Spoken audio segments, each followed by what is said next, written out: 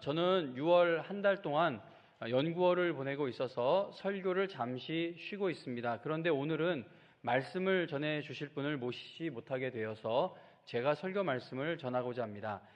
오늘 이 설교는 몇 개월 전 다른 예배 시간에 전했던 말씀인데 오늘 다시 함께 나누며 은혜를 나누고자 합니다. 주신 믿음을 완성해 가시는 하나님이라는 제목으로 하나님의 말씀 증거하도록 하겠습니다.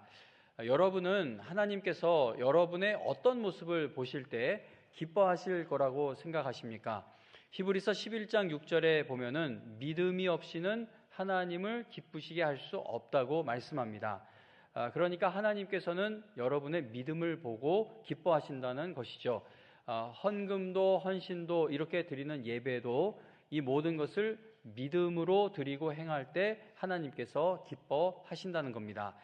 우리가 믿음으로 살아갈 때 하나님께서 기뻐하시는 이유는 믿음은 하나님께서 우리에게 주신 귀한 선물이기 때문입니다. 하나님께서 주신 믿음을 가장 귀하게 여기며 그 믿음대로 살아가고자 하는 성도를 하나님께서 기뻐하십니다. 나에게 가장 귀한 것, 내가 정말 중요하게 여기는 것, 귀하게 여기는 것을 어느 누군가에게 선물로 줬는데 그 선물을 받은 사람이 그걸 하찮게 여기고 막 그냥 취급을 막 하고 그러면 선물을 준 저의 마음이 상하겠죠. 그런데 제가 준 선물의 가치를 알고 그게 얼마나 소중한 것인지를 알아 귀하게 여기고 늘 몸에 지니고 아낀다면 선물을 준 저는 매우 기쁠 것입니다. 그래서 이 믿음이라는 것은 하나님이 주신 선물이기 때문에 우리가 하나님께로부터 받은 이 믿음을 귀하게 여길 때 선물 주신 하나님께서 기뻐하시게 된다는 겁니다. 하나님께서는 친히 계획하신 모든 일들을 반드시 다 이루어 가십니다. 그러므로 우리에게 믿음을 주신 하나님께서는 우리가 받은 이 믿음을 가지고 믿음의 사람이 되어 가도록 쉬지 않고 일하고 계십니다. 어느 누구도 구원에 이르는 믿음을 스스로 만들어낼 수 없습니다. 하나님께서 주시는 선물인 믿음은 하나님의 말씀을 들어야 생겨날 수 있다고 성경은 말씀합니다. 하나님께서는 우리에게 이 믿음이라는 것을 선물로 주실 뿐만 아니라 그 믿음을 가지고 살아가는 성도가 되도록 쉬지 않고 일하고 계십니다. 그런데 하나님께서 우리가 믿음으로 살아가는 성도가 되도록 쉬지 않고 일하고 계신다라는 말은 우리가 아무것도 하지 않아도 믿음이 저절로 성장할 수 있다는 것을 의미하지 않습니다. 이 믿음은요, 우리 예수님을 믿으니까 교회 나오셨을 텐데, 근데 그냥 아무것도 하지 않고 그냥 교회 나오는 것만 10년, 20년, 30년 이렇게 교회만 다닌다고 해서 믿음이 성장하는 것은 아닙니다. 그래서 우리가 이걸 오해하지 말아야 되는 부분인데, 믿음의 성도가 되도록 하나님이 쉬지 않고 일하고 계시지만 그 말은 우리가 아무것도 하지 않아도 된다는 의미는 아니라는 겁니다. 아무리 큰 복을 받고 또 놀라운 응답을 받아도 그 사실을 깨닫지 못하고 누리지 못하면 아무 소용이 없게 됩니다. 고린도후서 6장 1절에 보면 하나님의 은혜를 헛되이 받지 말라고 권면합니다. 하나님께서 우리에게 주시는 복과 은혜 그리고 응답을 풍성히 누리기 위해서는 반드시 훈련의 과정이 필요합니다. 예를 들어 하나님께서 우리에게 성령님을 보내주셨습니다. 그래서 이제 우리는요, 성령의 열매를 맺을 수 있는 삶이 주어졌습니다. 성령의 열매를 맺는 삶이 가능하게 되었습니다. 하지만 성령의 열매는 저절로 열리지 않습니다. 과일이 열매 맺기까지 여러 계절을 지나고 해충을 이겨내고 때로는 거친 날씨도 견뎌내야만 하는 것처럼 성령의 열매도 그런 과정들을 통과하여 열리게 되는 겁니다. 사랑, 희락, 화평과 같은 그런 열매는 우리의 마음과 생각을 뒤흔들어 놓는 여러 상황들을 통과하며 열리게 된다는 겁니다. 더 예를 들어보자면 하나님께서는 예수 그리스도 안에 있는 성도들에게 원수까지도 용서할 수 있는 마음과 능력을 주셨습니다. 그러나 원수를 용서할 수 있는 놀라운 능력을 내가 받은 것으로 내 것으로 누리기 위해서는 정말 용서하기 힘든 사람들을 만나는 과정, 즉 훈련의 과정을 거쳐야만 하는 겁니다. 이 하나님이 주신 이 믿음은 이 우리에게 허락하신 은혜는 원수까지도 용서하고 원수를 위해서도 기도해 줄 수 있는 그런 놀라운 능력의 믿음이고 마음인데, 근데 이거는 그냥 서로 좋은 사람 끼리끼리만 놀아서 이게 성장할 수 있는 믿음의 내용이 아니라 정말 내가 견디기 힘든 사람을 겪어가며 성장할 수 있는 그러한 신앙의 영역이라는 겁니다. 가치 있고 중요한 일을 이루기 위한 훈련일수록 더 힘들죠. 만약 훈련이 너무 쉽다면 그건 별로 중요하지 않은 일일 수도 있습니다. 하나님께서 우리의 믿음을 완성해 가시는 과정, 즉 우리를 훈련시키실 때 시련과 고난의 길을 통과하게 하실 때가 많습니다. 야고보서 1장 2절에 보니까 너희가 여러 가지 시험을 당하거든 온전히 기쁘게 여기라고 말씀합니다. 본문에서 말씀하는 이 시험은 내가 죄를 지어서 당하게 된 어려움이 아니라 잘못한 것이 없는데도 뜻하지 않게 찾아오는 여러 가지 어려운 상황들을 의미합니다. 만약에 죄를 지어서 겪게 된 시험이라면 그것은 기뻐할 것이 아니라 얼른 회개해야 할 것입니다. 여러 가지 시험 당하는 과정을 통과하며 믿음이 굳건하게 성장한 성경의 인물들 중에 아브라함을 생각해 보시기 바랍니다. 창세기 12장에 보면 아브라함은 오직 하나님의 말씀을 따라 약속의 땅으로 나아가게 됩니다. 그런데 그 땅에서 여러분 아시는 것처럼 아브라함이 처음으로 약속의 땅에서 마주하게 된 것은 기근이었습니다. 아브라함이 무언가 잘못했기 때문에 가나안 땅에서 기근을 만나게 된 것이 아닙니다. 아브라함은 약속의 땅으로 가라는 하나님의 말씀에 온전히 순종하여 그 땅으로 간 것입니다. 그런데 하나님께 순종하고 있는 아브라함을 기다리고 있던 것은 축복이 아니라 기근이었다는 겁니다. 아브라함은 기근이라는 큰 두려움을 주는 환경에서도 오직 하나님만을 의지하면서 약속의 땅을 떠나지 않는 훈련을 받아야 했습니다. 그러나 아브라함은 기근을 만나자마자 약속의 땅을 떠나 애굽으로 도망쳐 버립니다. 아브라함이 하나님을 신뢰하며 머물러 있어야 할 자리에서 한 번 벗어나게 되자 그 다음 시험에서도 또 넘어지게 되죠. 애굽 땅에서 아브라함은 자신의 아내 사라를 애굽 왕 바로에게 빼앗길 뻔하는 큰 위기를 겪게 됩니다.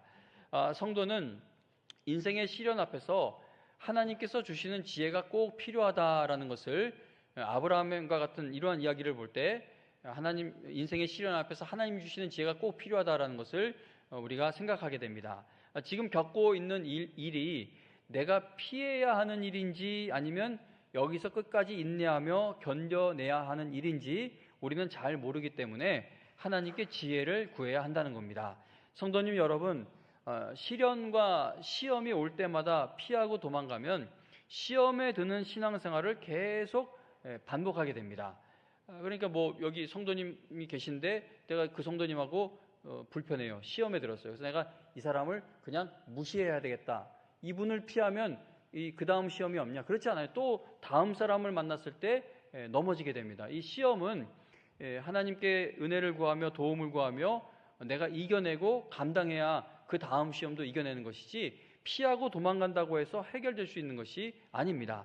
성령의 능력을 덧입어 지금 당하고 있는 시련과 시험을 이겨내야 그 다음에 찾아오는 시련도 믿음으로 이겨낼 수 있는 힘이 생긴다는 겁니다.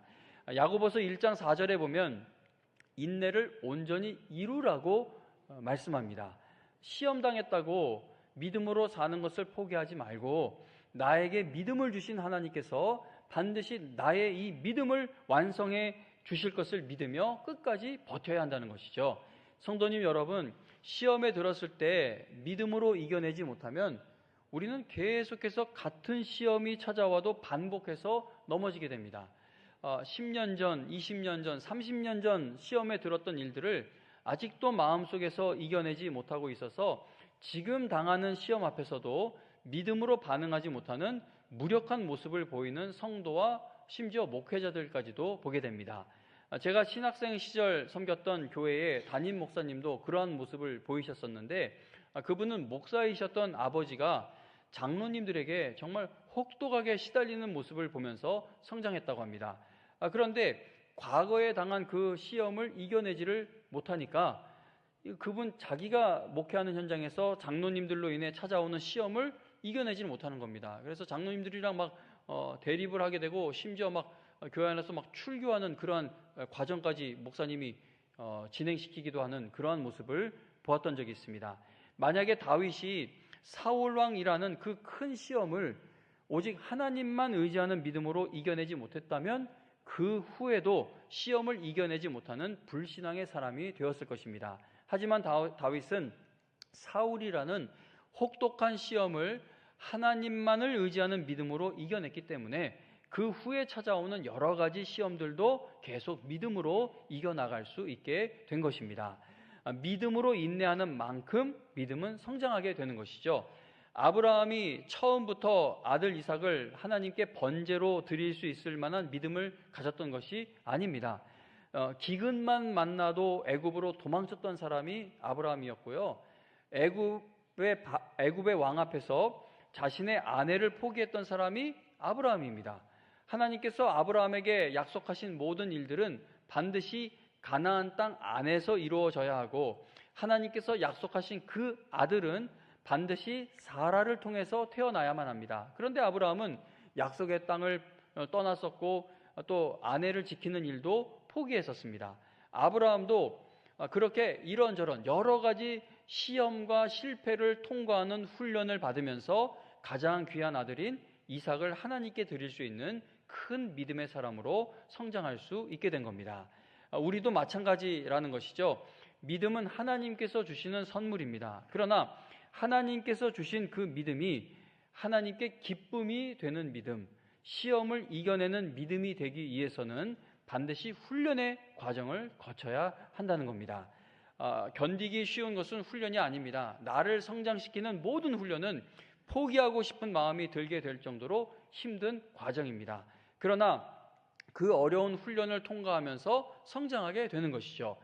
믿음을 무너뜨리려는 시험은 한 가지 종류만 있는 것이 아닙니다. 그리고 한 번 이겼다고 해서 끝나는 것도 아닙니다.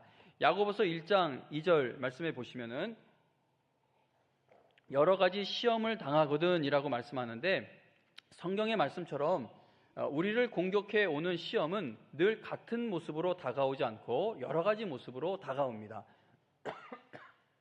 죄송합니다. 정말 얼마 만에 섰는데 기침이 나옵니까? 하나님이 좀 일단 시험에 들어요. 이게 하다가도 오랜만에 섰으면 딴 때보다 더 강건한 모습으로.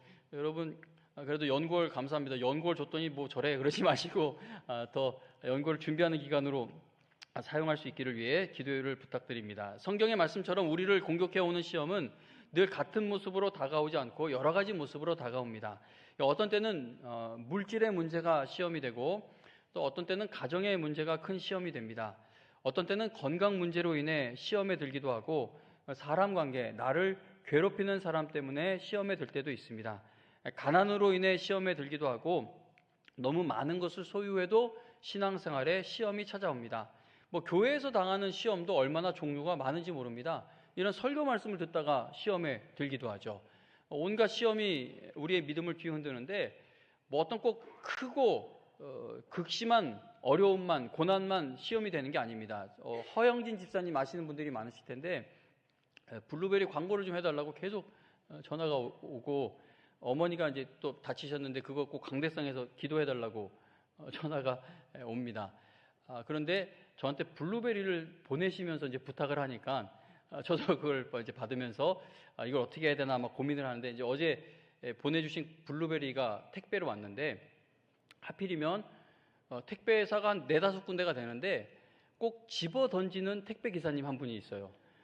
그분을 통해 블루베리가 왔는데 또 집어 던져서 열었죠. 그 좀 월요일이나 화요일날 보내지 토요일날 그걸 보내서 열었더니 집어 던졌으니 블루베리가 안에서 터지고 막 이렇게 난리가 났죠. 감자도 던지고 사과 박스도 던지고 다 던져요. 근데 제가 예수님 안 믿는 사람이었으면요, 이거 고민거리가 아닙니다.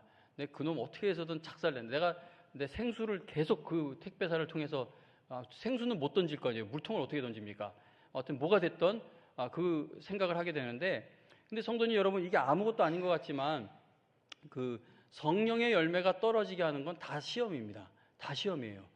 그러니까 이걸 이겨내야 합니다. 근데 이게 제 힘으로 잘 제가 성격상, 기질상 이런 걸 참지를 못하는데 갖고 올 때마다 던지니까 과일까지도 던져서 망가뜨려 놓으니까 이게 너무 화가 나는 겁니다.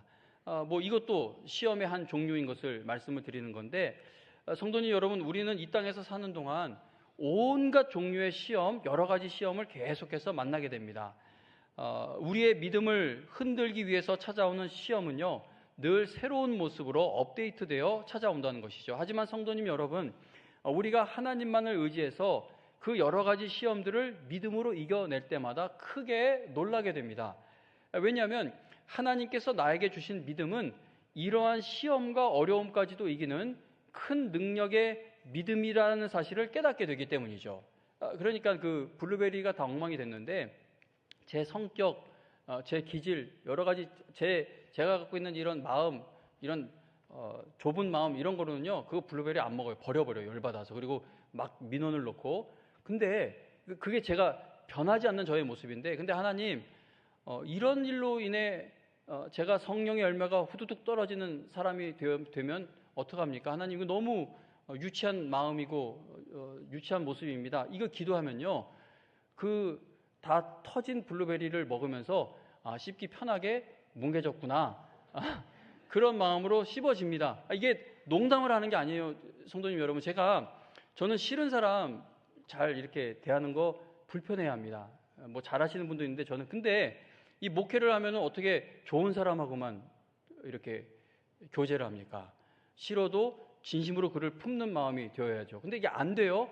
근데 하나님이 나에게 이 믿음을 주신 하나님께 그 은혜를 구하면 정말 그분하고도 마음이 상할 때도 많지만 또 품고 함께 기도하고 하는 것이 가능해지게 된다는 겁니다. 그래서 여러 가지 시험들을 믿음으로 이겨낼 때마다 놀라는 거예요. 하나님께서 나에게 주신 믿음은 이런 시험과 어려움까지도 이기게 해주는 큰 능력의 믿음이구나라는 것을 깨닫게 된다는 겁니다. 좋은 제품일수록, 정교한 제품일수록 더 많은 시험을 거쳐 만들어지죠.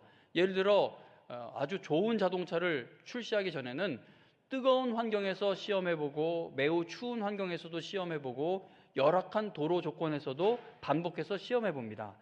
중요한 좋은 물건일수록 지어진 목적대로 사용될 수 있는지 확인하기 위해 극한의 환경 속에서 시험해 본다는 겁니다. 좋은 환경과 문제가 없는 조건 속에서만 잘 달리는 자동차는 좋은 차라고 할 수 없을 겁니다. 하나님께서는 우리가 여러 가지 시험을 당하는 그 과정을 통과하게 하심으로써 우리에게 주신 믿음이 얼마나 놀라운 믿음인지, 이 믿음에 얼마나 놀라운 능력이 있는지를 깊이 알아가게 하십니다. 하나님께서 주신 믿음이 얼마나 놀라운 것인지는 여러 가지 시험당하는 과정을 통과하면서 발견하고 깨닫게 되는 겁니다. 하나님께서 나에게 주신 믿음이 이렇게 놀라운 것이구나, 내가 내 힘으로 하나님을 믿고 있는 것이 아니구나라는 것을 깨닫게 되는 것은 대부분 어려운 일 당하는 것을 통과할 때입니다.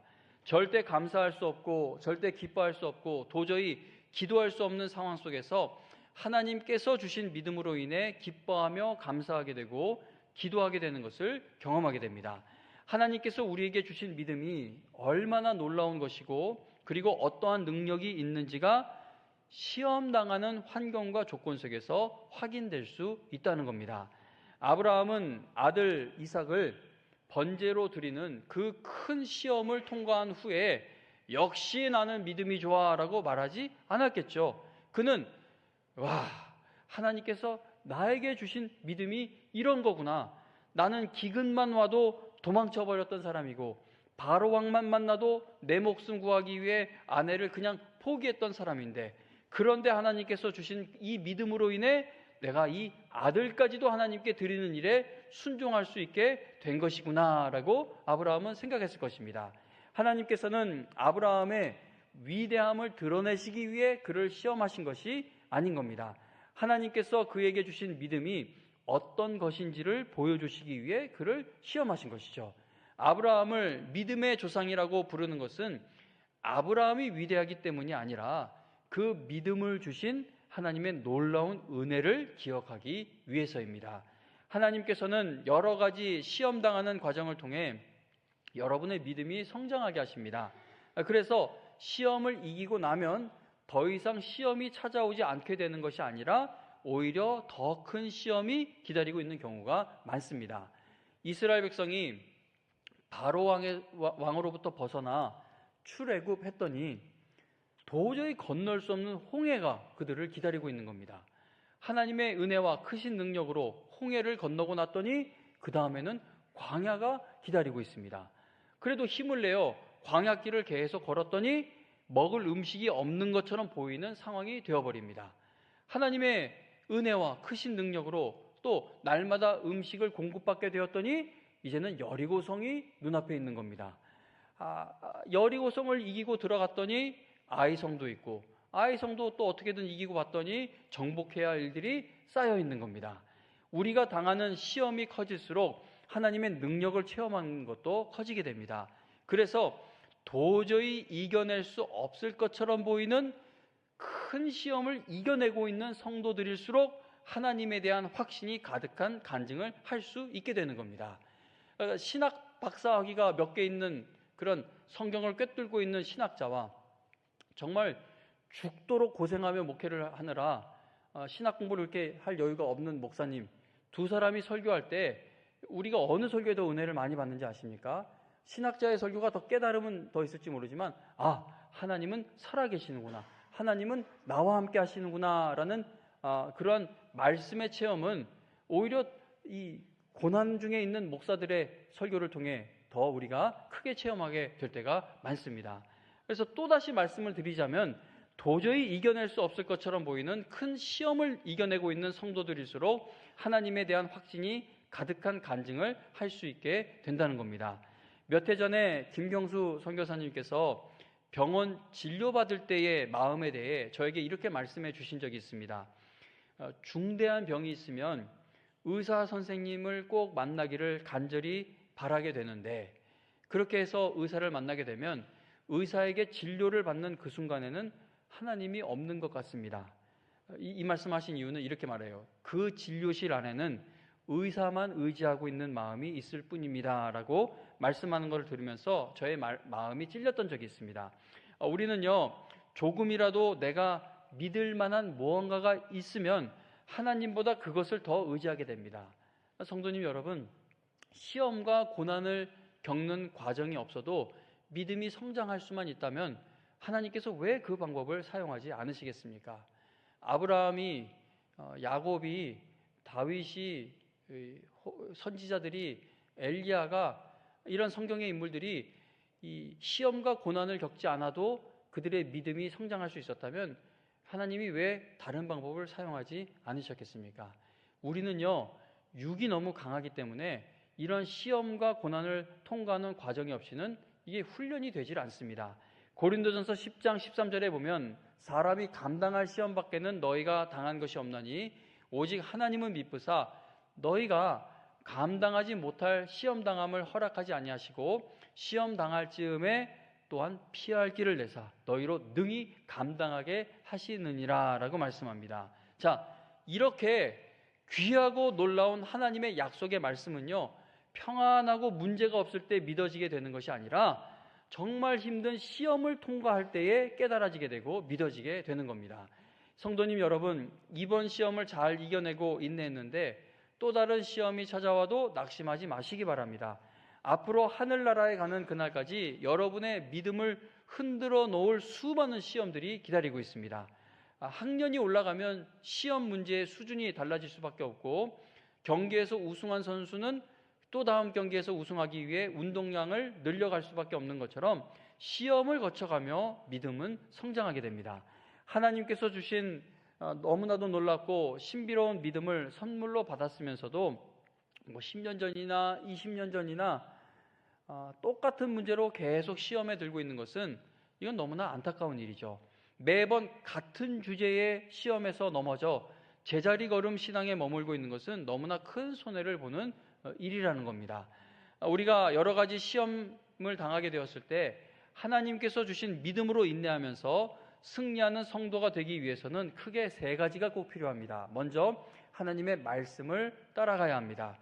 우리는 힘들고 지칠 때일수록 본능적으로 조금이라도 더 편안하고 안락한 길을 택하려고 합니다. 그러나 하나님의 말씀을 따라가는 것은 편한 길로 가는 것이 아닐 때가 많다는 사실을 알아야 합니다.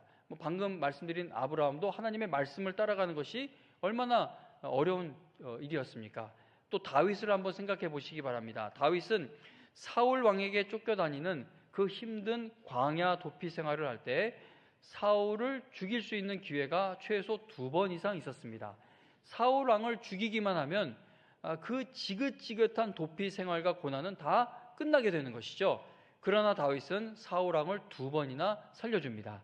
만일 다윗의 삶의 목적이 편안하게 사는 것이고 성공하는 것이었다면 그는 사울 왕을 몇 번이고 죽였을 것입니다. 그러나 다윗은 편안하게 사는 것을 삶의 목적으로 두지 않고 하나님의 말씀에 순종하는 것을 삶의 기준으로 두고 있었던 것입니다. 그래서 다윗은 사울 왕 죽이는 것은 하나님의 뜻이 아니라는 것을 알았던 겁니다. 온갖 시험을 당하면서도 하나님의 말씀이 이루어지게 될 줄로 믿으며 끝까지 인내한 다윗은 이스라엘 역사에서 가장 위대한 왕이 되었고 예수 그리스도의 계보에 이름이 올려지게 됩니다. 그러나 아무런 시험도 당하지 않고 왕이 되었던 사울은 하나님의 말씀을 버리게 됨으로 인해 결국 하나님께 버림받는 것으로 그의 인생이 끝나게 됩니다. 여러분이 하나님의 말씀을 붙들면 붙들수록 하나님의 말씀이 여러분들의 믿음을 붙들어 줄 것입니다. 여러 가지 시험 당할 때에 믿음으로 인내하기 위해서는 하나님의 말씀이 꼭 필요하고, 그리고 둘째, 기도해야 합니다. 기도하지 않으면서 여러 가지 시험을 믿음으로 이겨낼 수 있는 사람은 없습니다. 히브리서 12장 2절에 보면 예수님께서 십자가를 참으셨다고 말씀하죠. 그런데 예수님이 고통 없이 편안하게 십자가를 참으셨던 것이 아닌 것을 우리는 잘 압니다. 예수님은 있는 힘을 다해 기도하시고 나서 십자가를 지셨습니다. 예수님은 이 땅에서 인간의 몸을 입고 사역하시는 동안 기도하시고 또 기도하신 것을 우리는 기억합니다. 야고보서 5장 13절에 보면 너희 중에 고난당하는 자가 있느냐? 그는 기도할 것이요 라고 말씀합니다. 여러 가지 시험 당하게 되었을 때 그 고난당하는 시간을 잘 이겨내려면 기도해야 한다는 것입니다.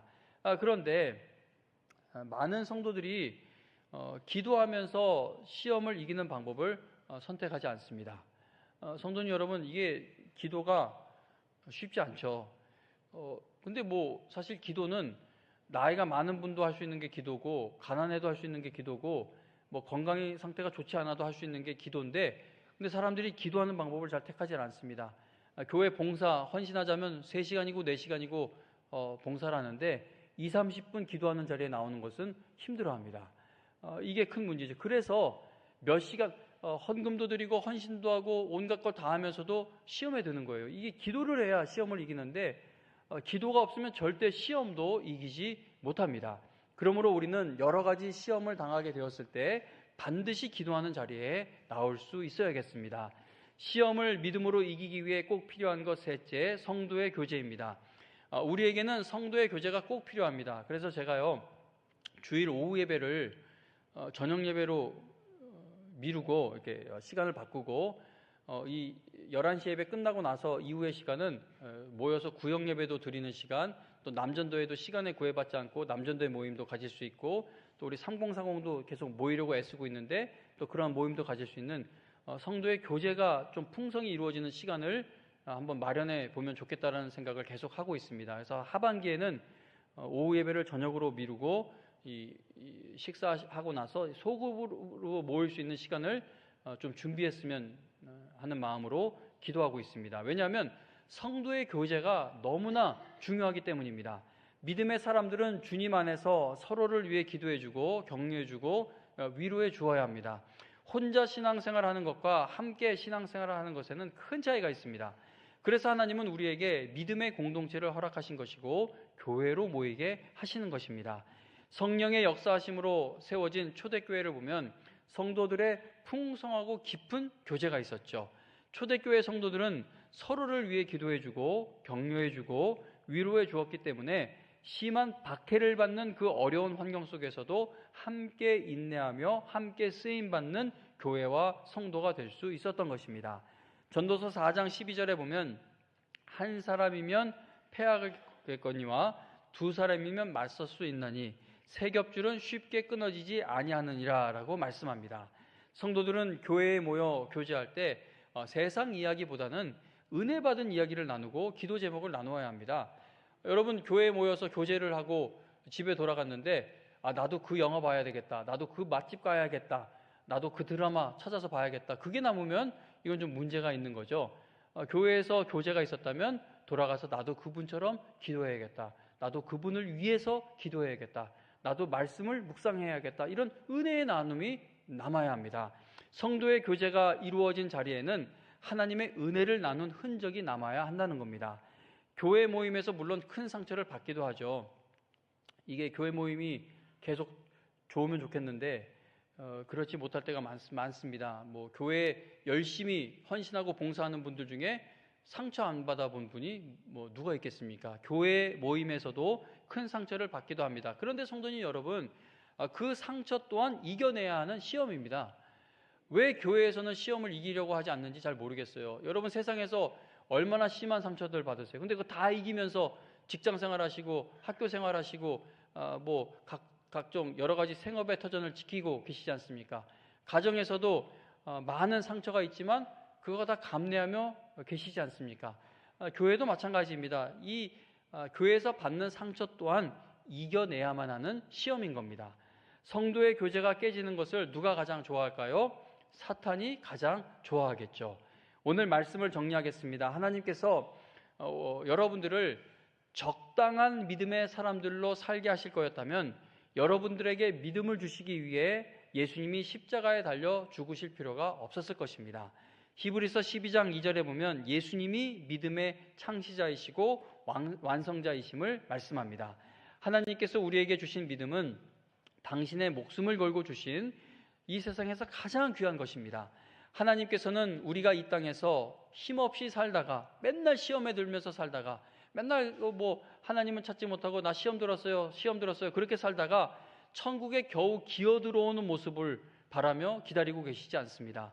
우리 주 예수 그리스도의 은혜를 통하여 주신 그 믿음으로 우리가 이 세상을 이기며 쓰임 받으며 살다 하늘나라에 오게 되기를 크게 기대하며 기다리고 계십니다. 그러므로 우리는 여러 가지 시험 당할 때에 포기하거나 도망가지 말고 화만 내지 말고 하나님께서 나에게 주신 그 귀한 믿음으로 승리할 때까지 인내하며 버텨야 합니다. 그러기 위해서는 하나님의 말씀을 가까이 해야 하고 기도해야 하며 성도의 교제를 멈추지 말아야 합니다. 우리가 하나님의 말씀을 붙잡고 기도의 자리를 지키며 성도의 교제를 통해 서로를 위로하며 힘을 얻을 때에 하나님의 놀라운 은혜를 간증하고 고백하게 되는 믿음의 성장을 이루어 갈 수 있게 될 것입니다. 여러분 모두 여러 가지 시험을 당할 때일수록 말씀을 더 가까이 하시고 기도와 성도의 교제를 절대 멈추지 않으셔서 여러분에게 주신 믿음을 완성해 가시는 하나님을 새롭게 경험하며 더 깊이 알아가게 되시기를 주님의 이름으로 축원합니다.